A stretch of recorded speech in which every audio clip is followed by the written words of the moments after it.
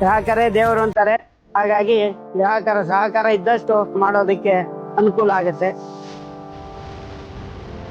ನಾನು ವೆಂಕಟೇಶ್ ಭಟ್ ಅಂತೇಳಿ 1948ರಲ್ಲಿ ಕುಣಿಗಲ್ನಲ್ಲಿ ಗಜಾನನ ರೆಸ್ಟೋರೆಂಟ್ ಅಂತೇಳಿ ನಮ್ಮ ತಂದೆಯವರು ಸ್ಥಾಪನೆ ಮಾಡಿದ್ದು. ಅಲ್ಲಿಂದ ನಮ್ಮ ಪ್ರಯಾಣ ಶುರು ಆಗಿದೆ.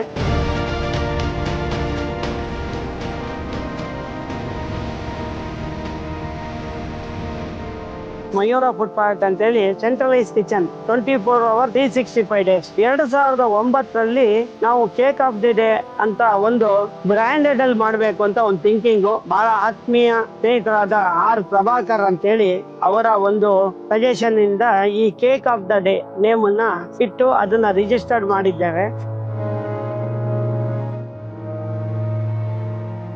ಅವತ್ತಿನ ತಯಾರು ಮಾಡದಂತ ಕೇಕ್ಗಳನ್ನೇ ನಾವು ಸರ್ವಿಸ್ ಕೊಡೋದು, ಕ್ವಾಲಿಟಿ ಹೈಜಿನಿಕ್ ಆಗಿ ಕೊಡ್ಬೇಕು ಅನ್ನೋ ಉದ್ದೇಶದಿಂದಾನೇ ಶುರು ಮಾಡ್ಕೊಂಡ್ ಬಂದ್ವಿ.